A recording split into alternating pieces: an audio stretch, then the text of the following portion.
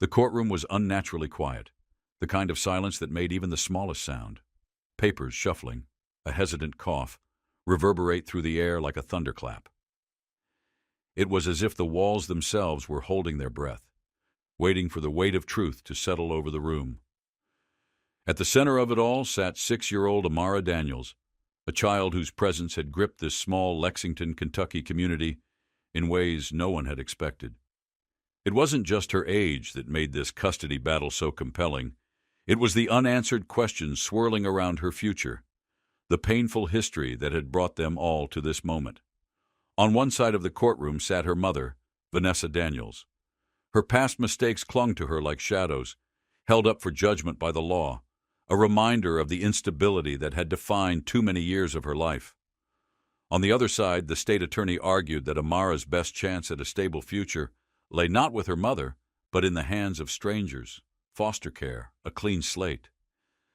But Amara was not like most children. She spoke with a depth beyond her years, her words carrying a weight that made even the most hardened adults pause and listen. There was something about her, something that demanded attention, something that made people believe she saw the world differently. That morning she sat on the edge of her chair, her small legs swinging back and forth in the air, her wide brown eyes taking in the room as if she understood every unspoken tension. She wore a simple yellow dress, the fabric slightly wrinkled from the tight grip she kept on her stuffed bunny, its well-worn ears clutched between her fingers. Her tiny braids framed her round face, the soft beads at the ends clicking faintly as she moved. Judge William Harper presided over the case, a man known for his unwavering fairness. In his late 50s, his silver hair was neatly combed, his sharp blue eyes accustomed to reading between the lines of human desperation. He was a man who had seen it all, who prided himself on keeping emotion at bay in his courtroom.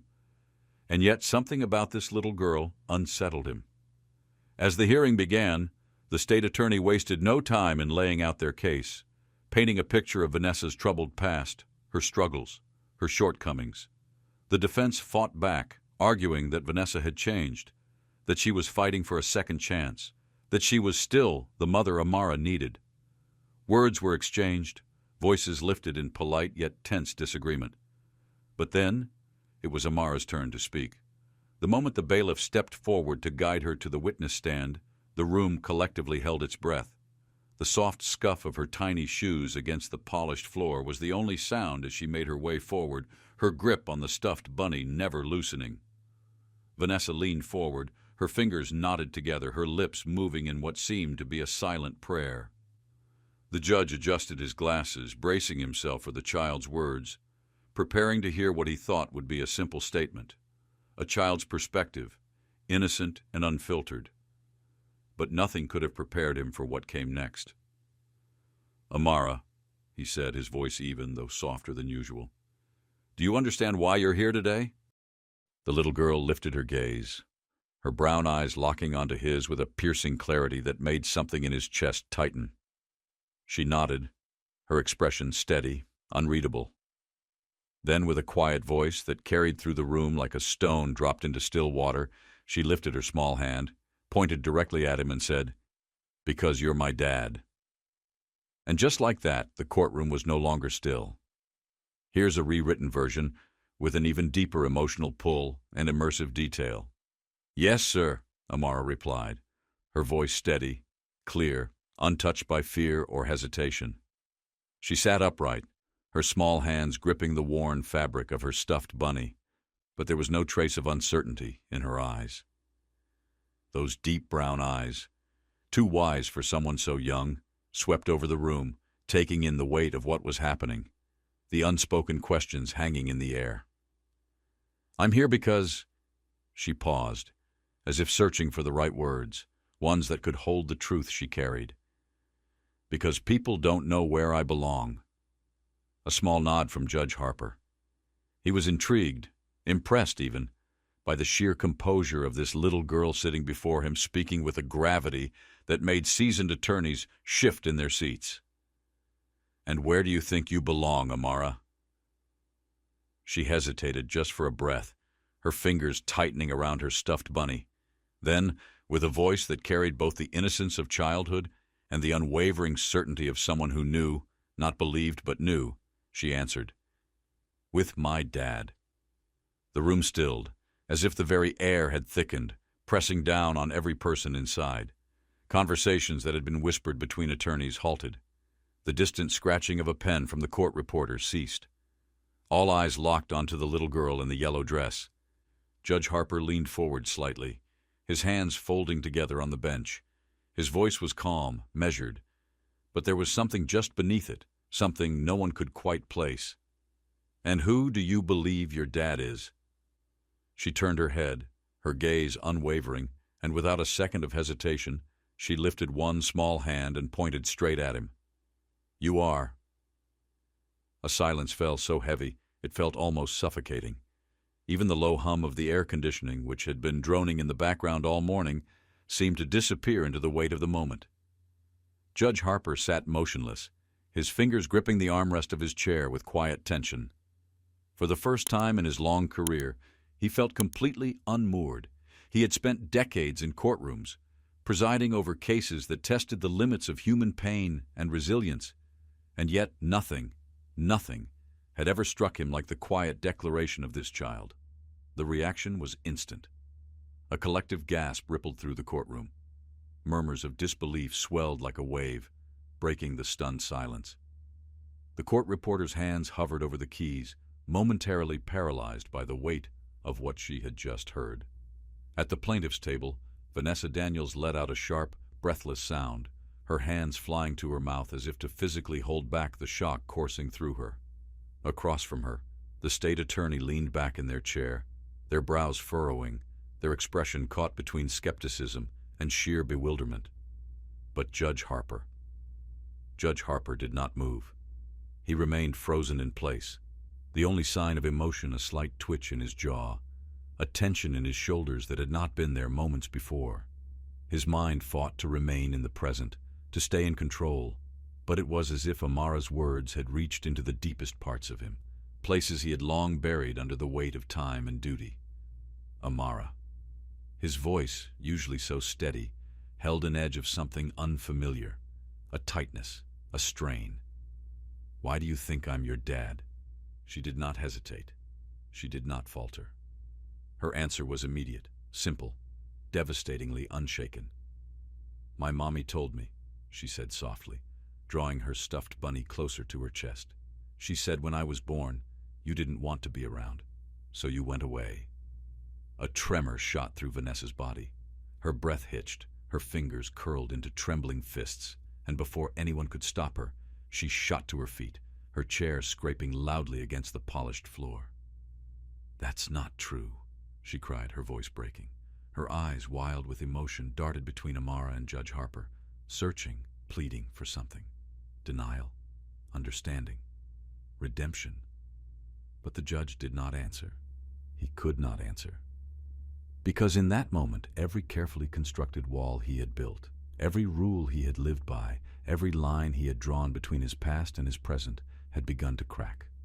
Here's your scene rewritten with deeper emotional intensity and immersive storytelling. Vanessa's voice wavered, cracking beneath the sheer weight of the moment. "She doesn't know what she's saying," she choked out, desperation clawing at her words. The courtroom deputy moved toward her, a gentle yet firm presence, silently urging her to regain her composure. Her breath hitched, but she allowed herself to be guided back down into her chair. Her body sank into it as though the air had been stolen from her lungs. Tears spilled freely down her cheeks, her hands trembling as they pressed against her face. Judge Harper inhaled slowly, deliberately, forcing himself to push past the tumult within him. He needed control, not just over the room, but over himself. "Order," he commanded, his voice regaining its usual authority. The murmurs died down, but the tension remained thick, an unspoken current that tethered every soul in that room to the same inescapable truth. What had just unfolded could not be undone. All eyes were on him now. The weight of expectation, of uncertainty, of quiet disbelief bore down like a suffocating fog. He turned his attention back to Amara, his expression unreadable but his voice softer when he spoke. "Amara," he said carefully, as if handling something fragile, "did your mother tell you anything else about me?" The little girl hesitated, shifting slightly in her seat, then gave a slow, deliberate nod. "She said you're a judge, that you help people." Harper exhaled, a momentary relief flickering through his chest. But before he could respond, Amara continued. "But she also said you never came back because you didn't love her." The words landed like a hammer against his chest. For a moment the room seemed to collapse in on itself. The weight of Amara's quiet revelation pressed against everyone present, suffocating in its finality. Vanessa let out a strangled sound, her hands flying to her face, muffling the sobs that threatened to spill from her lips. Her body shook as she wept, the sheer force of her emotions consuming her. Harper didn't move, didn't breathe. His hands, now clasped tightly on the bench, trembled, an almost imperceptible betrayal of the turmoil roaring beneath his controlled exterior. The attorneys on both sides leaned in toward their clients, whispering urgently, scrambling to regain control of a situation that had long since slipped through their fingers. But their words were background noise now, a dull hum against the storm cloud hanging over the courtroom. Finally, Harper leaned forward, his voice still steady but now carrying something dangerously close to personal. "Amara, what you've said is very serious," he said, his gaze locked onto hers. "I need to know, did your mother tell you this recently, or have you always known?" She tilted her head as if sifting through her memories. "She told me a long time ago," she said softly. "But I didn't understand. Not until I saw you today. When I walked in here, I just knew. You're my dad." A silence followed, one that felt too thick, too consuming to break. Her words wrapped around him like a vice, tightening with each passing second. He wanted to dismiss it, to compartmentalize it like he had done with so many difficult truths in his life. But he couldn't. Not this time. Instead, he cleared his throat, pushing away the surge of emotions clawing their way to the surface, and turned toward the attorneys. The look he gave them made it clear. This was not something that could be ignored. This was something that demanded answers. With quiet finality, he signaled that further examination would be necessary. And just like that, the storm was momentarily stilled. The courtroom was adjourned shortly after Amara's revelation, giving everyone a chance to process what had just unraveled. But no one, not the attorneys, not the court staff, not Vanessa, was as shaken as Judge Harper himself. The moment he stepped into his chambers and closed the door behind him, the weight of everything he had kept at bay came crashing down with unrelenting force. His body sagged into his chair, his hands dragging down his face before settling in his lap. His heart pounded, not from anger, not from disbelief, but from something far more terrifying, recognition. Could it be true? Could this bright-eyed little girl, the one who had looked at him with such certainty, such quiet conviction, really be his daughter? His mind reeled, dragging him back to a past he had long since locked away. His early 30s. A time when ambition had driven him forward with such unyielding force that nothing else had mattered. His career had been everything. Every choice he made had been about securing his place in the world, about becoming the man he believed he was destined to be. And in the middle of it all, there had been Vanessa Daniels, a woman who had been nothing like the cold, calculated world he was building for himself. She had been warmth and fire, passion and unpredictability. Their time together had been brief, but intense. One of those fleeting, consuming connections that left a mark, whether you acknowledged it or not. Then, just as suddenly as she had come into his life, she was gone. No goodbyes, no lingering words, and he had never looked back. Until now. The next day, the courtroom was a different place. The usual energy of a public trial was gone, replaced with the hushed gravity of a closed session. Only the essential people remained. Vanessa, Amara, the attorneys. The silence in the room was no longer just stillness. It was anticipation. Judge Harper's expression was unreadable as he took his seat, his eyes settling on Vanessa with quiet intensity. "Miss Daniels," he began, his voice firm but devoid of any pretense, any legal detachment. I need to ask you something directly. Vanessa swallowed hard, her fingers gripping the edge of the table as though it were the only thing keeping her upright. Is there any truth to what Amara said yesterday? The room held its breath. And in that moment, Vanessa Daniels had nowhere left to run. Here's your scene rewritten with heightened emotion and deeper intensity. Vanessa's lawyer leaned in, whispering something meant to steady her, to guide her through the storm ahead. But she barely heard him. This moment was hers, and she knew it. With slow, deliberate movements, she rose to her feet.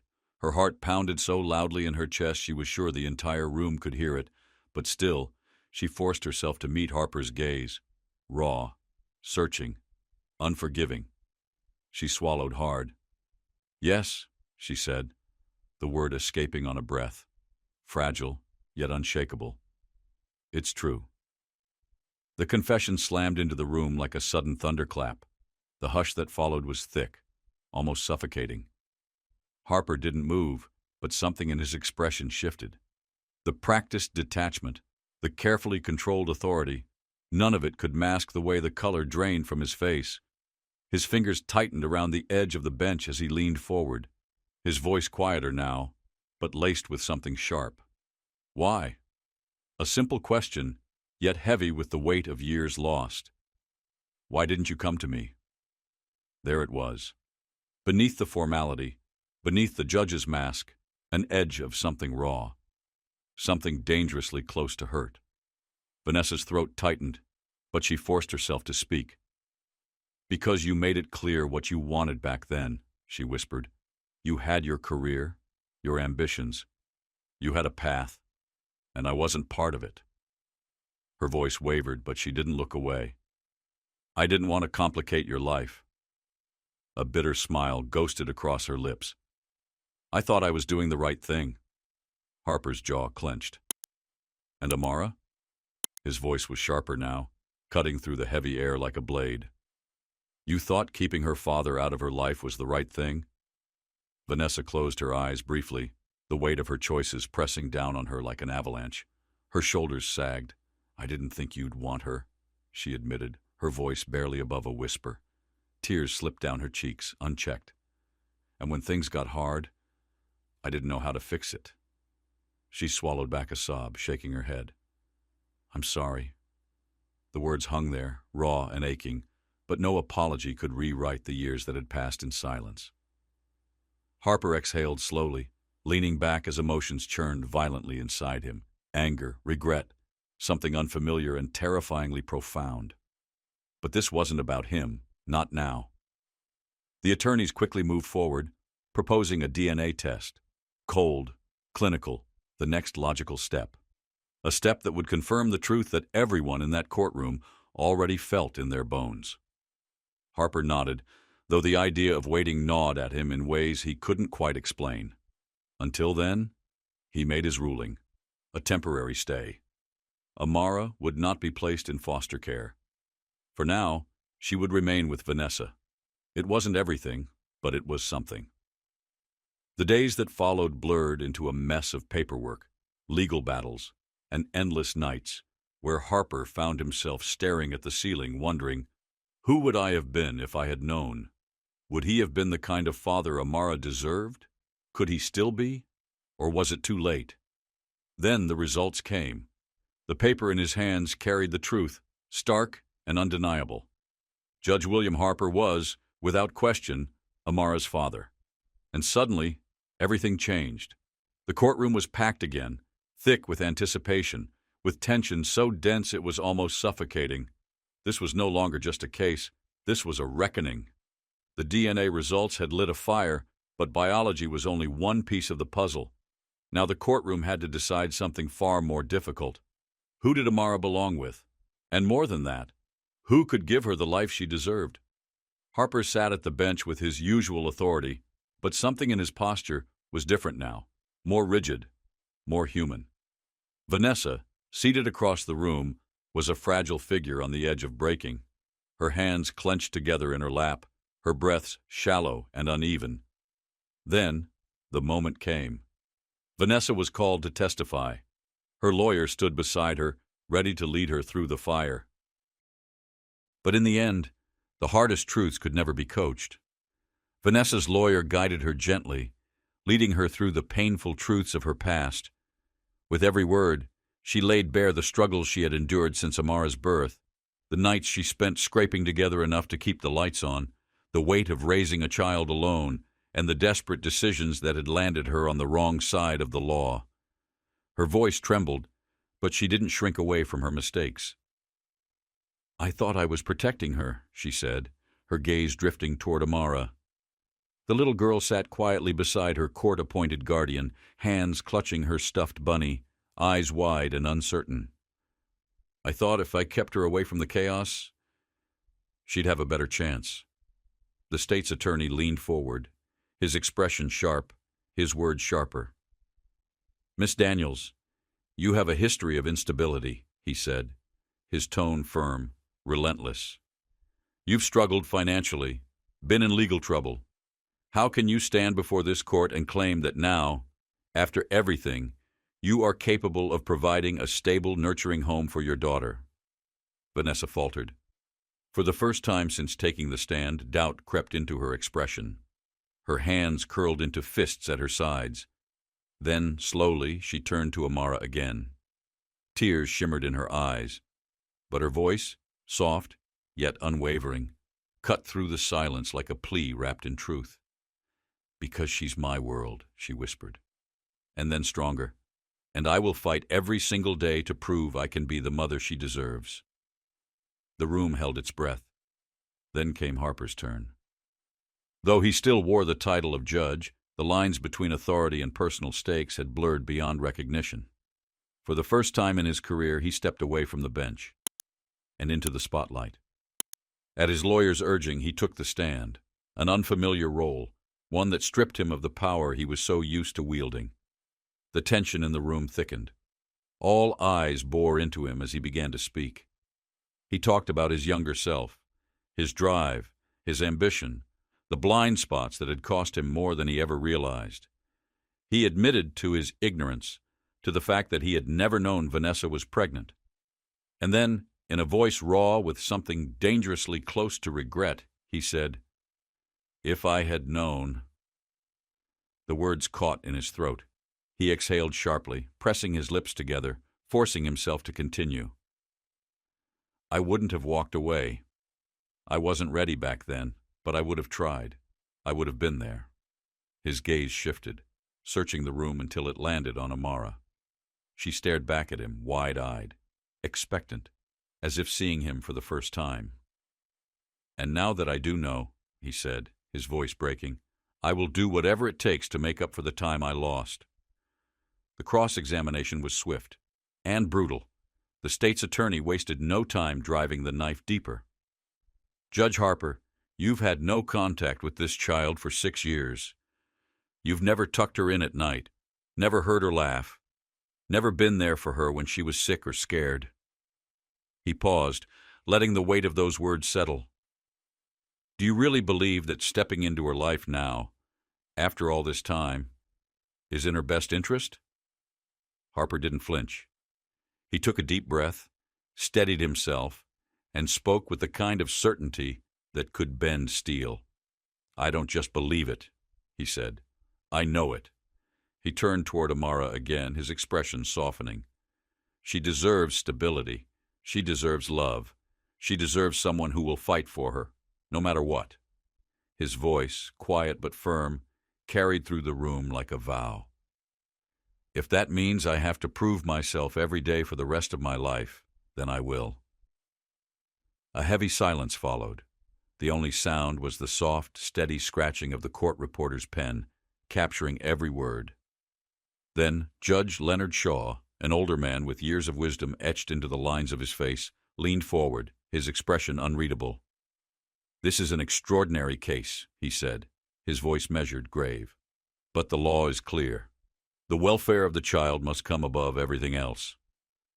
He let the words settle, then turned toward Amara. "I want to hear from the person this affects most." The room shifted. Every pair of eyes landed on the little girl, who sat frozen, her small fingers still curled around the worn fabric of her stuffed bunny. She hesitated. The guardian beside her leaned down, whispering something only she could hear. Slowly, cautiously, Amara rose from her seat. The courtroom, vast and imposing, seemed to swallow her as she made her way toward the witness stand. The chair dwarfed her tiny frame. She climbed up, shifting uncomfortably, glancing at the unfamiliar faces around her. Judge Shaw's voice was softer now, gentle, almost fatherly. "Amara, do you understand why you're here today?" She nodded, swallowing hard. "Yes, sir," she whispered. "We're trying to figure out where I should live." His expression remained kind but firm. "And where do you want to live?" The room was so still it felt as if time itself had stopped. Amara's eyes flickered between Vanessa and Harper. She bit her lip. Then, in a voice small yet steady, she spoke the words that shattered everything. "I want to live with both of them." A ripple of shock swept through the room.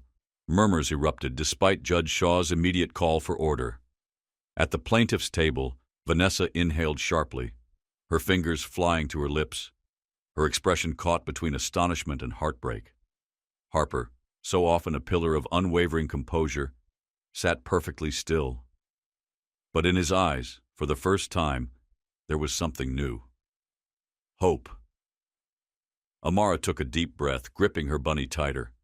Then, with a wisdom far beyond her years, she added, "But I know that's not how it works." The murmurs softened. A heavy stillness settled over the room. Amara lifted her gaze, her dark eyes filled with something too pure to be ignored. "I just want to feel safe and loved." And in that moment, no legal argument, no testimony, no cross-examination could carry more weight than the truth of those words. The words were simple, pure.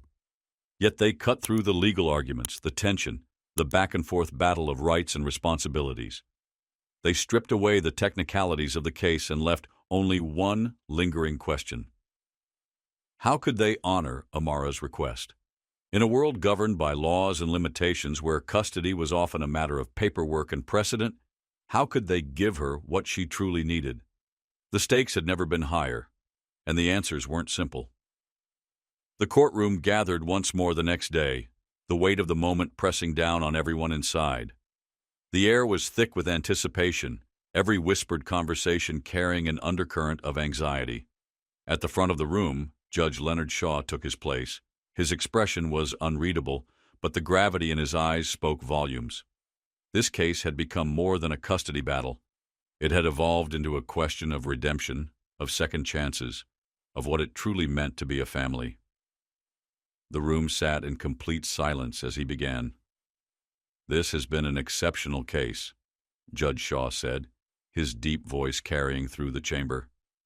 "One that does not simply demand a legal ruling but a moral consideration." He let his gaze settle on Amara, the little girl at the heart of it all.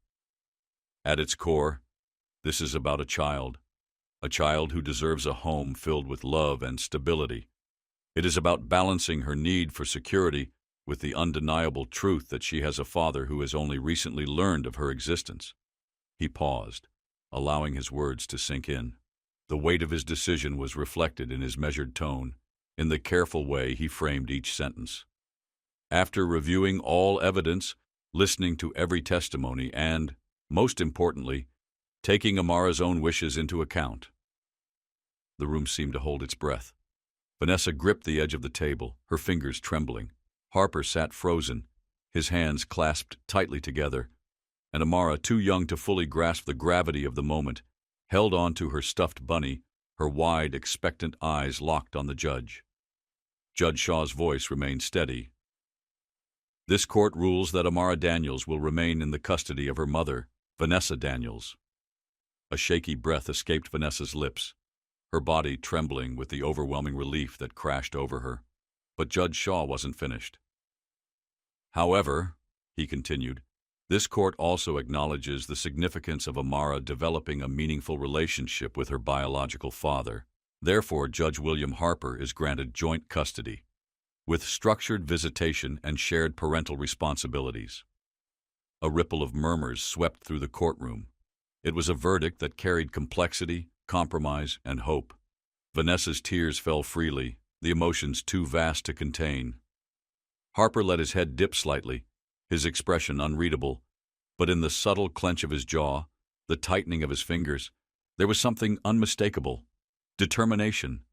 This was his chance. Judge Shaw leaned forward, his voice taking on a tone that was not just judicial, but personal. "This decision is not an ending," he said. "It is a beginning." He let his gaze move between Vanessa and Harper. "It is an opportunity, a chance for two people to rise above their past, to put aside whatever pain and resentment still lingers, and to stand together, not as adversaries, but as parents." His eyes softened as they landed on Amara. "This little girl deserves love.